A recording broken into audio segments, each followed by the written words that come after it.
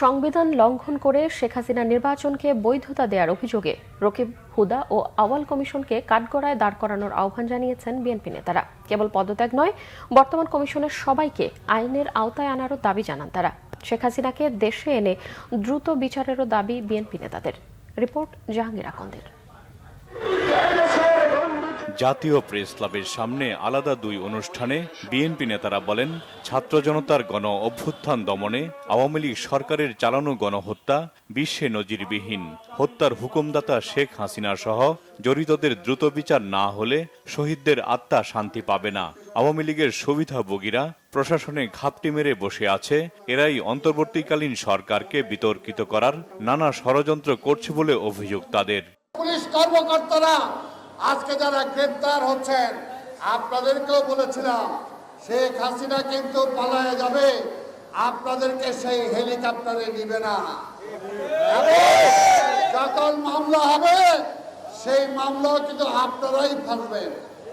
কাজেই এখনো সময় আছে, প্রশাসন সহ বিভিন্ন জায়গায় যারা আছেন, আপনারা কোনো ষড়যন্ত্রের শিকার হবেন না। এই খুনি হাসিনার ক্ষমা নাই। খুনি হাসিনাকে বাংলাদেশে এনে বিচার করতে হবে।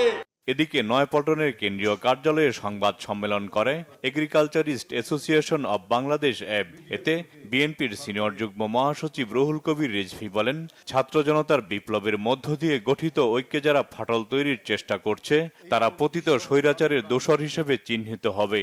নাম উল্লেখ না করে জামায়াতের আমিরের সাম্প্রতিক বক্তব্য নিয়েও কথা বলেন তিনি। কেউ কেউ বলেন এক জালিম চলে গেছে, আরেক জালিম আসতে আমরা দিব না, তাকে ঠেকাতে হবে। কাদেরকে উদ্দেশ্য করে আপনারা বলছেন ভারতের সাথে সুসম্পর্ক করতে হবে? এতদিন আপনারা এটা চিন্তা করেননি কেন? সুসম্পর্ক করেননি কেন? আবার বলছেন পতিত স্বৈরাচারকে ক্ষমা করে দেবে। এই যে কথাগুলো, এই কথাগুলো তো এই গণতান্ত্রিক আন্দোলনে কত ছাত্র জনতা, রাজনীতিবিদ, শ্রমিক, মেধাবী ছাত্র আবরার থেকে শুরু করে এই যে ফাইয়াজ, আবু সাইদ, মুগ্ধ, এদের শহীদি আত্মদানের সাথে এটা কি বেইমানি হয় না? এই ঐক্যবদ্ধ আন্দোলনের মাঝে ঐক্যের যারা ফাটল সৃষ্টি করবেন, তারা পতিত স্বৈরাচারেরই দোসর হিসাবে পরিগণিত। নির্বাচন কমিশনের পদত্যাগ নিয়েও কথা বলেন রুহুল কবির রিজভী।